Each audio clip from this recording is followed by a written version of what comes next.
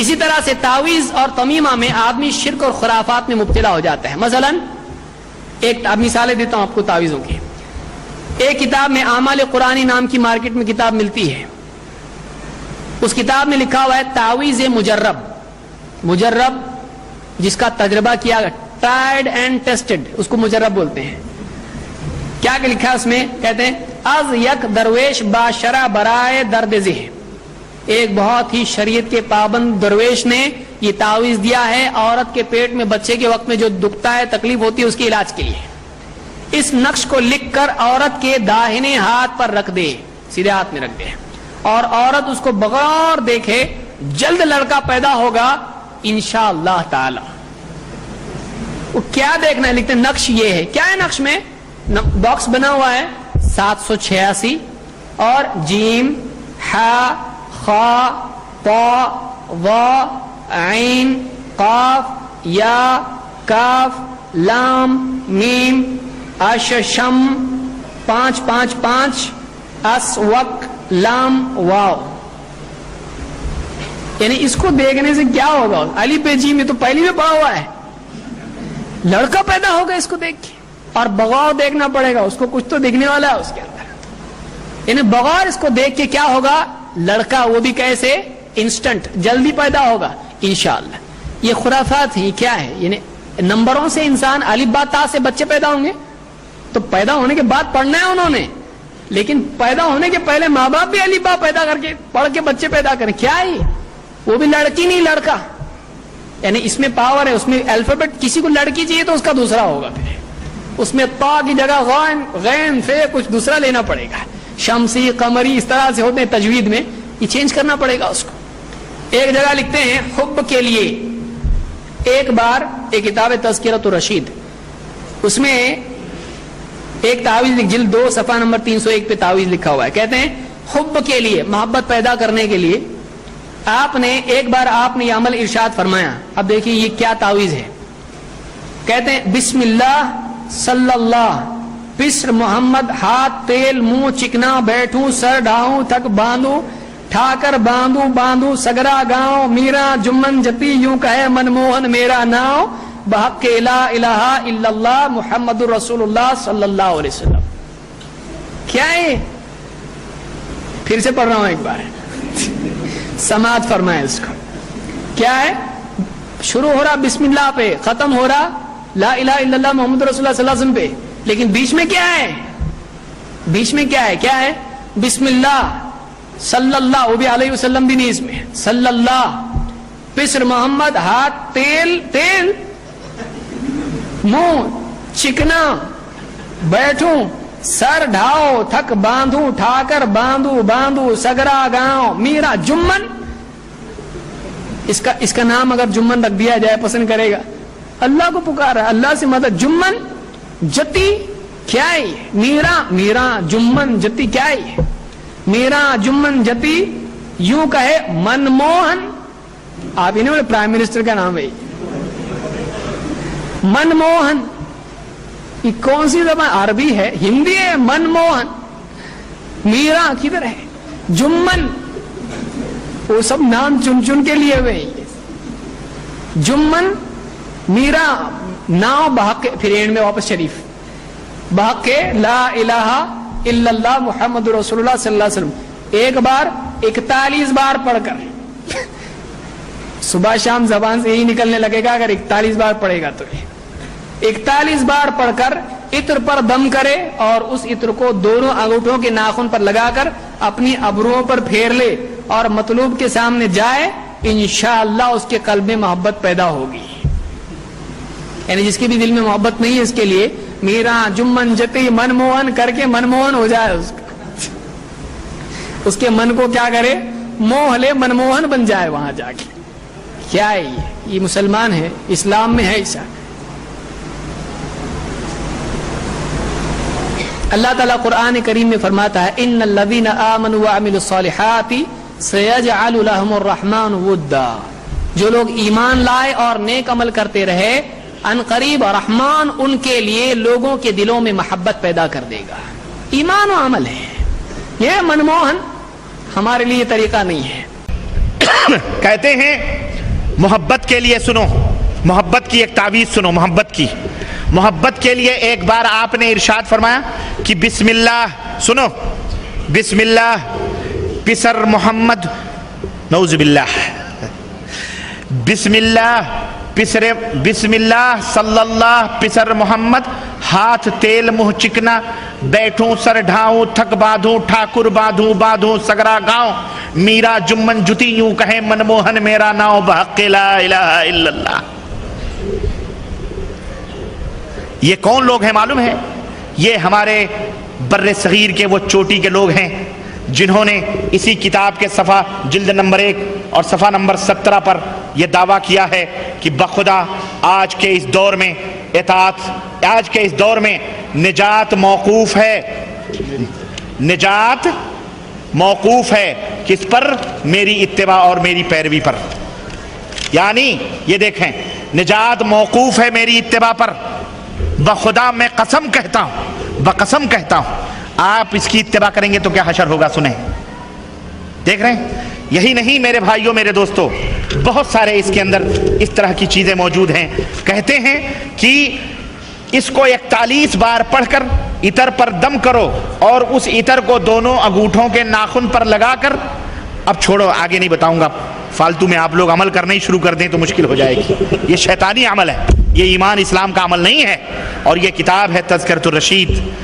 اسی طرح سے ایک جگہ لکھا ہے کہ آیت وما محمد، اخیراً میں کچھ دو ایک چیزیں ذکر کر رہا ہوں، وما محمد الا رسول سے انقلبتم تک، جس کی نکسیر جاری ہو، ناک جس کی خون نکلتا ہو، اس آیت کو مریض کی دونوں آنکھوں کے درمیان ناک کے اوپر باندھ دیں، یہاں ادھر باندھ دیں۔ اگر کسی عورت کا خون جاری ہو جاوے، یعنی عورت کو حیض بہت آتا ہو یا اس کا استحاضہ ہو، خون جاری ہو جاوے، تو اس آیت کو 3 پرچوں پر لکھے، ایک پرچہ اس کے اگلے دامن میں باندھ دے، ایک پچھلے دامن میں، اور ایک زیر ناف، ناف کے نیچے باندھ دے۔ تعویذ میں اکثر اہانت ہوتی ہے قرآن کی، اسی لیے ابراہیم نقی کہتے ہیں وہ پسند نہیں کرتے تھے کہ بچوں کے گلے میں اس طرح کی کوئی چیز ڈالی جائے۔ کیوں؟ اس لیے کہ استنجا خانے میں بھی جاتے ہیں، بیت الخلاء میں جاتے ہیں لوگ، تو آپ دیکھیے ناف کے نیچے عورت باندھے گی، کیوں؟ خون اس کے بہت آتا ہے۔ کون سی جگہ ہے بھائی؟ آپ کسی کا دانت دکھتا ہے تو کیا آپ اس کے دانت پہ باندھو گے؟ انہیں باندھ رہے ہیں، ایک تو باندھنا ہی غلط ہے، جہاں دکھ رہا ہے گلے میں، دکھ رہا ہے گلے میں، بازو پہ باندھو، پیٹ سر میں باندھیں گے؟ ناف کے نیچے باندھنا کس نے سکھایا آپ کو؟ وہاں کیوں؟ یعنی وہاں باندھنے سے ہوگا اور کہیں اور تکلیف انسان کو ہو جائے، گھٹنوں میں، تو گھٹنے میں باندھیں گے آپ۔ تو اس طرح سے یہ قرآن کی بے حرمتی اس میں ہے۔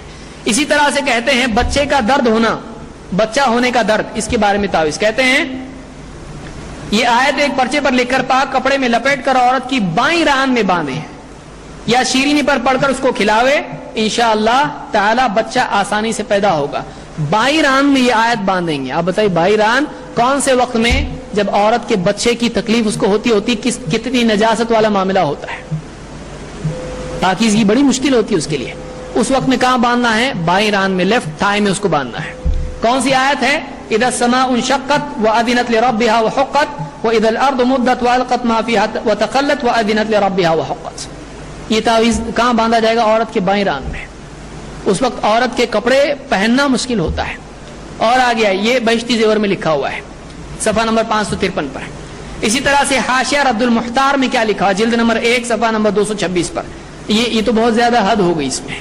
کہتے ابن عابدین کہتے ہیں وَقَدَا اختارہ صاحب الہدایہ فی التجنیس، یہی اختیار کیا ہے قول صاحب ہدایہ نے اپنی کتاب التجنیس میں، کیا ہے؟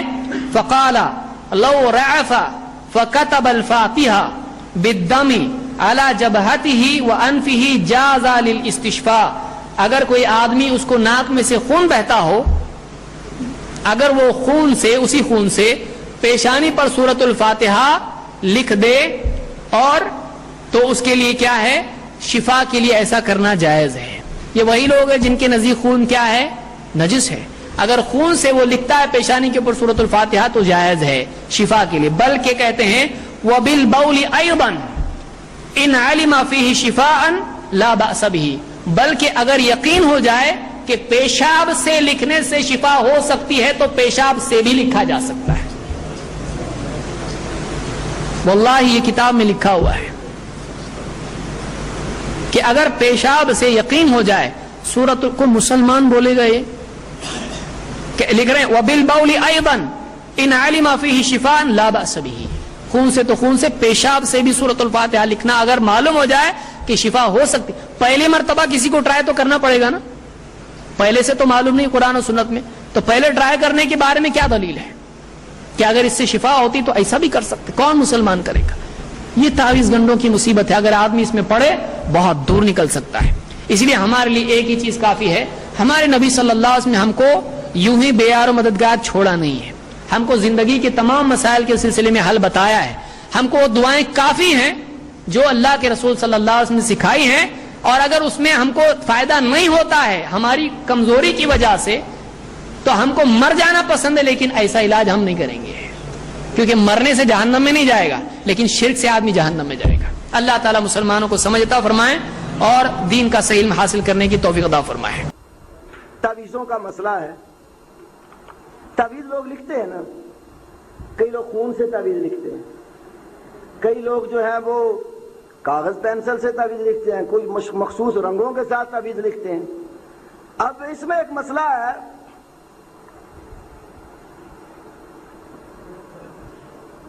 یہ جو پیشاب ہے پلید ہے کہ نہیں ہے؟ نبی علیہ السلام نے فرمایا استنزہوا من البول, پیشاب کے چھینٹوں سے بھی پرہیز کرو اور بچو. اب یہ ہمارے لوگ کہتے ہیں کہ ایک آدمی کو نکسیر پھوٹ پڑی اور اس خون کے ساتھ اس نکسیر والے شخص کی پیشانی یا ناک کے اوپر سورۃ الفاتحہ لکھ دی خون کے ساتھ, تو شفا اور علاج کے لیے جائز ہے. اور اگر یہ پتا ہو کہ پیشاب کے ساتھ لکھنے سے بھی شفا ملے گی تو پیشاب سے لکھنا نہیں جائز. یہ نہیں بھائی, ایسی بات نہیں کریں. یہ فتاوی سراجیہ ہے. میں صرف یہ مثالیں عرض اس لیے کر رہا ہوں کہ آپ کو بتانا مقصد یہ ہے کہ ہمارا اختلاف بلا وجہ نہیں ہے, ہم فرضی فقہ کے قائل نہیں ہیں. جو کتاب اور سنت کا فہم ہے یہ فقہ کے قرآن کو سمجھنا, فقہ تو سمجھ کا کام ہے, رسول اللہ کے حدیث اور سنت کو سمجھنا اس فہم اور اس فقہ کے ہم قائل ہیں. فرضی فقہ بناوٹی فقہ کے قائل نہیں ہیں. یہ فتاوی سراجیہ ہے, صفحہ اس کا 75 ہے, باب التداوی والعلاج ہے. کہتے اذا سال الدم من انف انسان, جب کسی انسان کی ناک سے خون بہ نکلے, یکتب بفاتحۃ الکتاب بالدم یا یکتب, دونوں طرح اس کو پڑھ سکتے ہیں. سورۃ الفاتحہ کو وہ لکھے یا لکھی جائے بالدم, خون کے ساتھ, اللہ جبہتہ ہی, اس کی پیشانی کے اوپر, وانف ہی, اور اس کی ناک کے اوپر, ونحو ذالک, اور اسی طرح کسی اور جگہ پر, للاستشفاء, شفا حاصل کرنے کے لیے, والمعالجہ, اور علاج حاصل کرنے کے لیے. ولو کتب بالبول, ولو کتب بالبول, اگر بول اور پیشاب کے ساتھ بھی لکھے, ان علم ان فی شفاء لا باس بہ, اگر اس کو علم ہو کہ اس میں شفا مل جائے گی تو پیشاب سے لکھنے میں بھی کہتا لا باس بہ, کوئی حرج نہیں ہے. یہ فتویٰ صرف اس میں نہیں ہے, یہ فتاوی قاضی خان کی جلد دوم کے صفحہ 365 پر بھی ہے, فتاوی شامی جلد 1 صفحہ 140 پر بھی ہے, البحر الرائق شرح کنز الدقائق کی جلد 1 صفحہ 116 پر بھی ہے, اور فتاوی نعیمیہ کی جلد نمبر 1 صفحہ 7 پر بھی ہے. اور ایک اور بات عرض کرتا ہوں, بریلوی علماء میں ایک عالم ہے کراچی میں, غلام رسول سعیدی, انہوں نے صحیح مسلم کی شرح لکھی ہے. ان سے یہ مسئلہ ذکر کیا گیا, یہ جو پہلی جلد چھپی ہے اس کے اوپر تبصرے جو ہیں, تبصرے میں بھی ایک آدمی نے ذکر کیا, آگے جا کر 6 جلد کے اندر بھی یہ مسئلہ انہوں نے بیان کیا. ایک بندے نے لکھا کہ جس نے تبصرہ کیا اس پر, کہ میں نے بڑے بڑے علماء سے یہ مسئلہ پوچھا کہ فقہ حنفی میں سورت فاتحہ کو پیشاب کے ساتھ لکھنے کا جو جواز منقول ہے اس کے متعلق رہنمائی کریں. کہتا ہے بڑے بڑے اکابر علماء نے بھی اس مسئلے میں خاموشی کی کہ فقہ کی کتابوں میں لکھا بتاتے نہیں تھے. کہتے پہلی دفعہ یہ جمود علامہ غلام رسول سیدی بریلوی نے توڑا. مولوی بولتے نہیں تھے، وہ بولا. اس نے کیا لکھا اپنی کتاب میں؟ کہتا ہے کہ سورت فاتحہ کو پیشاب کے ساتھ لکھنے والا جو فتویٰ ہے نا، لکھنے والے کا ایمان خطرے میں ہے. اور دوسری بات اس نے لکھی کہ اس سے آدمی کے لیے مر جانا بہتر ہے کہ سورت فاتحہ کو پیشاب سے لکھے. کہتا ہے ہمارے فقہا سے یہ جو قول سرزد ہو گیا نا، انکار نہیں کیا کہ فقیہوں نے نہیں کہا، کہا ہمارے فقہا سے یہ جو قول شنیع سرزد ہو گیا ہے، اس کی وجہ یہ ہے کہ انہیں بال کی کھال اتارنے کی عادت تھی. بال کی کھال اتارنے کی عادت تھی. چھوٹی چھوٹی باتوں کو تفریح در تفریح، مسئلہ در مسئلہ بنانے کی عادت کی وجہ سے یہ قول شنیع ان سے سرزد ہو گیا. تو سوچنے کی بات ہے کہ یہ کس نے کہا کہ تم بال کی کھال ادھیڑتے جاؤ تاکہ کتاب اللہ کے اوپر بھی جو ہے نا وہ تم حکم چلا دو. مولوی تقی عثمانی جو ہیں، جو جج بھی رہے ہیں، ان کی درس ترمذی کتاب مشہور ہے. تو اسی طرح ایک ان کے مقالات چھپے ہیں، انہوں نے اپنے مقالات کے اندر بھی یہ مسئلہ بیان کیا البحر الرائق کے حوالے سے. پھر اس کے اوپر کراچی میں اخبارات کے اندر باقاعدہ جو ہے نا اس کا تبصرہ چھپا. علماء نے، جن لوگوں کو نہیں پتا تھا، انہوں نے پڑھ کر کہا کہ تقی عثمانی نے بھی یہ کہ لکھ دیا ہے.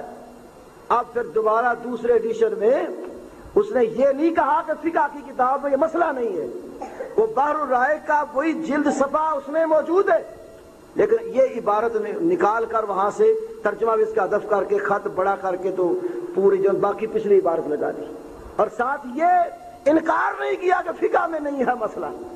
جس جلد البحر الرائق کی پہلی جلد کا حوالہ دیا، عربی اس نسخے میں بالکل اسی طرح ہی یہ مسئلہ موجود ہے. اب یہ اقوال کیوں سرزد ہوتے؟ مسائل فرض کرتے. فرض کرو اگر یہ صورتحال پیش آ جائے تو پھر یہ حکم ہوگا، اگر یہ صورتحال پیش آ جائے تو یہ حکم ہوگا. تو ایسے فرضی مسائل کے ہم قائل نہیں ہیں.